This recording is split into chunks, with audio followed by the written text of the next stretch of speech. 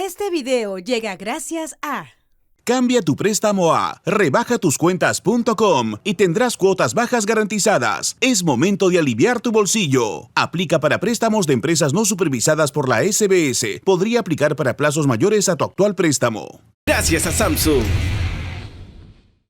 Vamos a hablar, efectivamente, como dices tú, no tanto sobre esos temas, sino sobre extranjeros que entran a nuestro país de toda forma, y entre ellos hemos descubierto con estupefacción que casi 50 ciudadanos de Malasia, un país del Extremo Oriente, se hallaban en nuestro país trabajando de manera clandestina en una situación de semi-esclavitud en una vivienda de La Molina, en nuestra capital, para hacer llamadas extorsionadoras hacia países asiáticos. Explíquenos, por favor, cómo ha sido posible que suceda esto y que si han sido capturados los jefes taiwaneses y peruanos de esta mafia, es porque se escaparon dos mujeres y ellas son las que alertaron a la policía. ¿Cómo ha sido posible? ¿Cómo se produce el ingreso, en este caso, de ciudadanos de Malasia a nuestro país?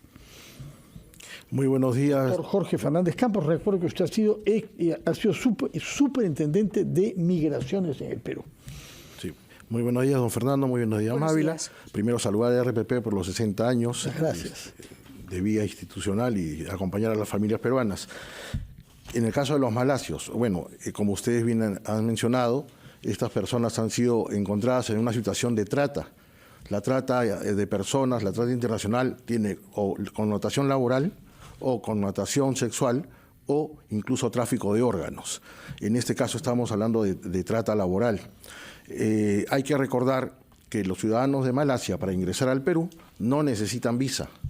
Lo que llama la atención es la flexibilidad en el control migratorio que ha habido en el aeropuerto, porque si viene un grupo numeroso de extranjeros con el pretexto de turismo, por decirlo alguna circunstancia, que no saben hablar inglés, que no saben hablar español, por lo menos que digan qué empresa de turismo los había traído.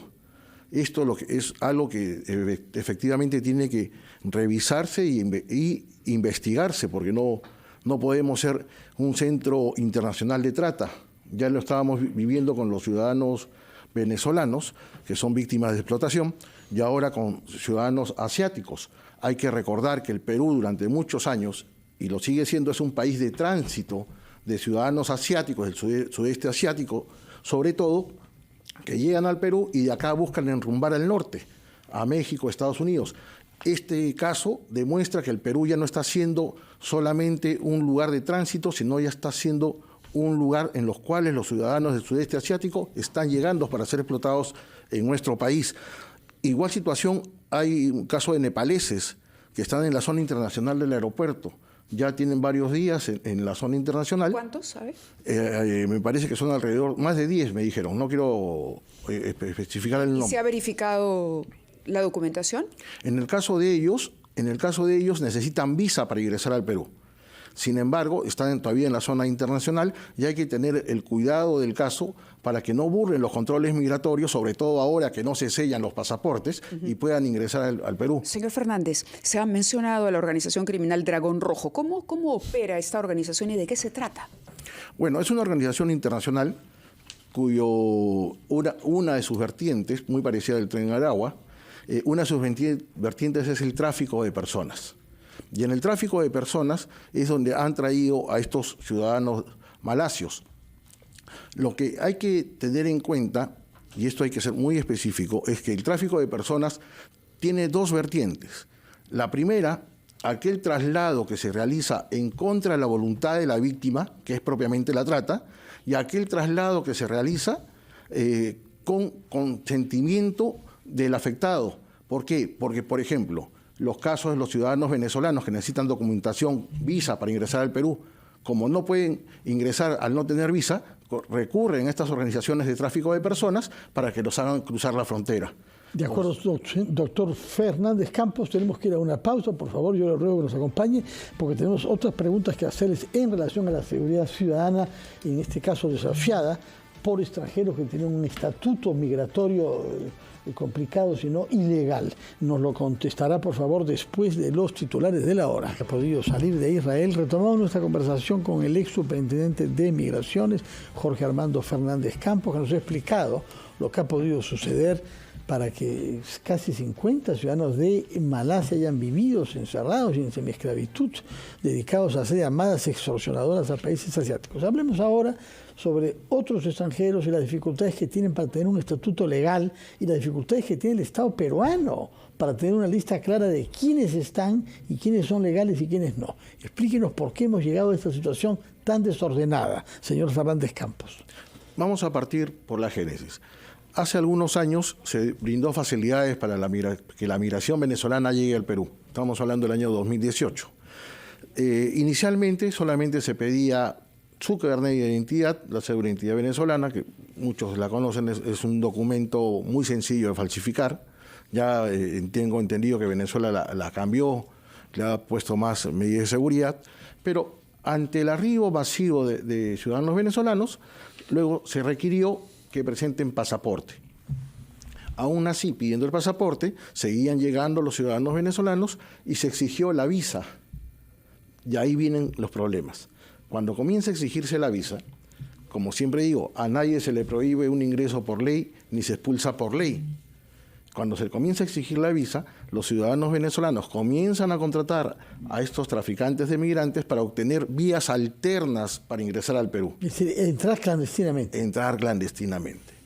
Y se acogieron muchos de estos, se acogieron a un instrumento internacional, que es la solicitud de refugio.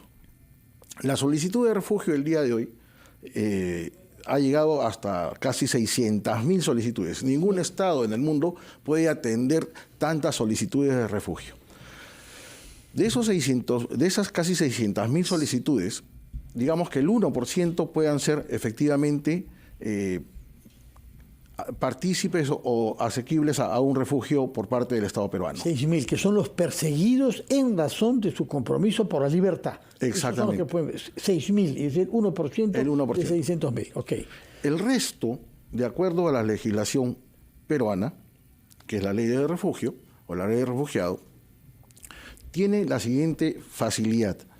Si te rechazo, yo, Estado peruano, te rechazo la solicitud de refugio, te permito permanecer en el Perú mediante una visa humanitaria por 183 días. Pero ¿cuál es el tema central? Estos 183 días se pueden renovar mientras subsista la razón por la cual solicitaste ese refugio. En buena cuenta.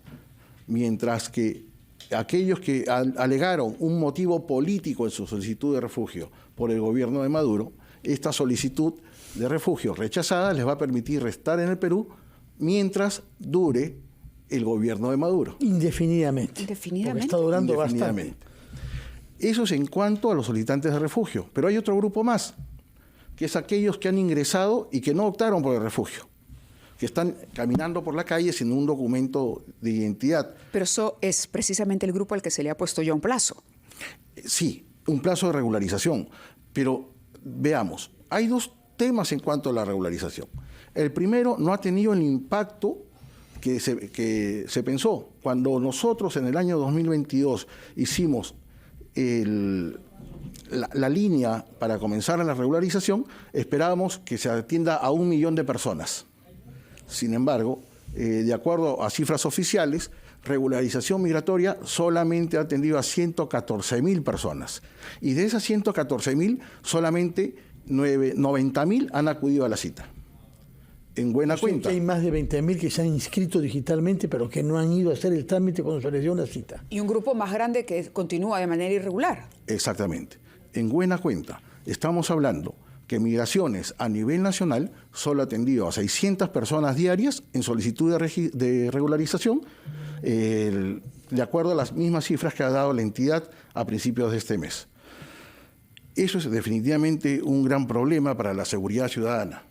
¿Por qué? Porque todos tenemos derecho de saber a quién le compramos en el mercado, quién nos atiende en un restaurante ¿O quién nos moviliza en un sistema de aplicativo? ¿O quién nos trae el delivery? El gobierno ha dicho que el que no regularice su situación, bueno, se procederá a la expulsión.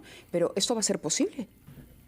Cuando nosotros dejamos migraciones en diciembre del año pasado, ya habían 12.000 órdenes de salida obligatoria y que no se podían ejecutar básicamente por dos motivos. El primero, la falta de presupuesto de la Policía de Extranjería. Expulsar a un ciudadano extranjero requiere del pasaje de ida del ciudadano extranjero y de 2 policías, pasajes de ida y vuelta. Digamos que en buen cristiano estamos hablando de más de $2.000 por un ciudadano expulsado. Ningún presupuesto público podría garantizar la ejecución de las 12.000 órdenes. Y la primera dificultad. ¿La segunda cuál es?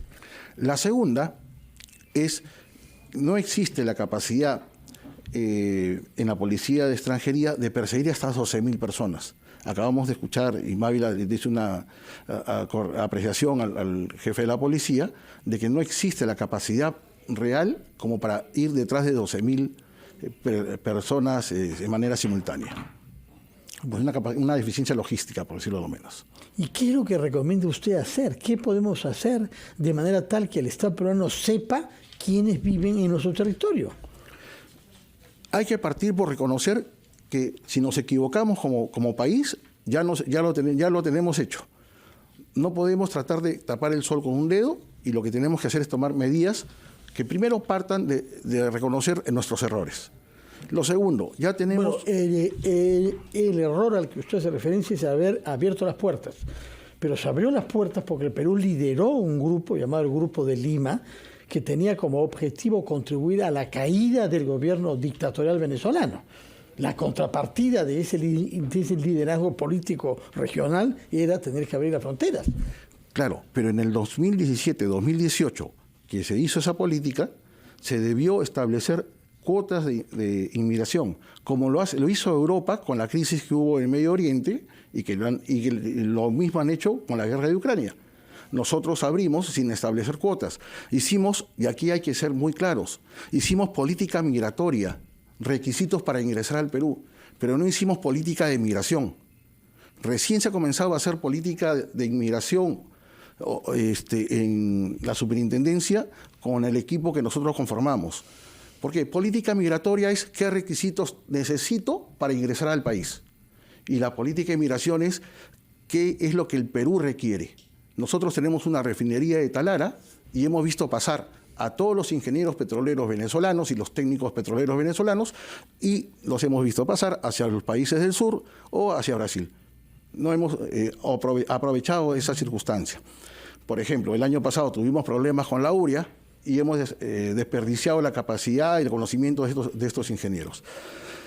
Lo mismo pasa en los temas de medicina, lo mismo pasa en los temas de educación. ¿Qué es lo que necesitamos? Comenzar una política de migración y darles, y así, aunque nos cueste y nos pese, una tarjeta de registro provisional a cada uno de los extranjeros que nos permita tener los datos biométricos registrados.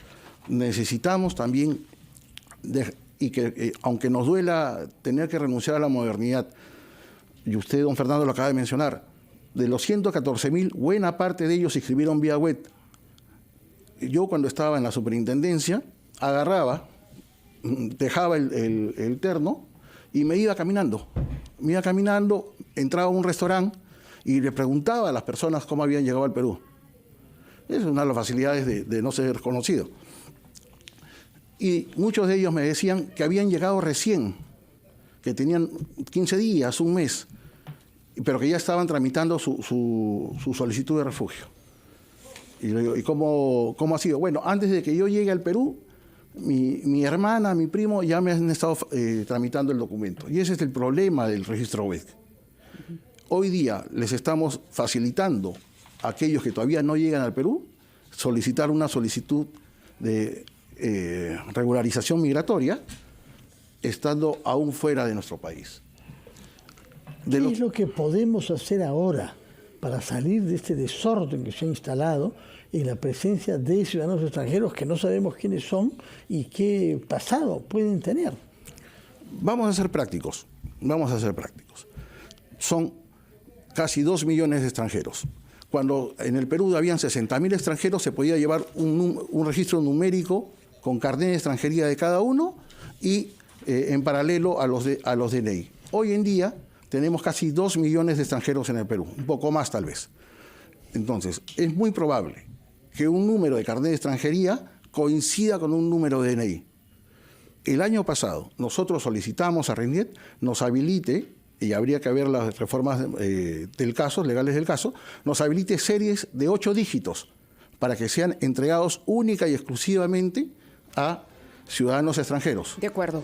Le agradecemos mucho que haya estado con nosotros esta mañana. El problema es sin duda más grande de lo que suponemos. El señor Jorge Fernández ha sido superintendente de Migraciones. Gracias por estar esta mañana.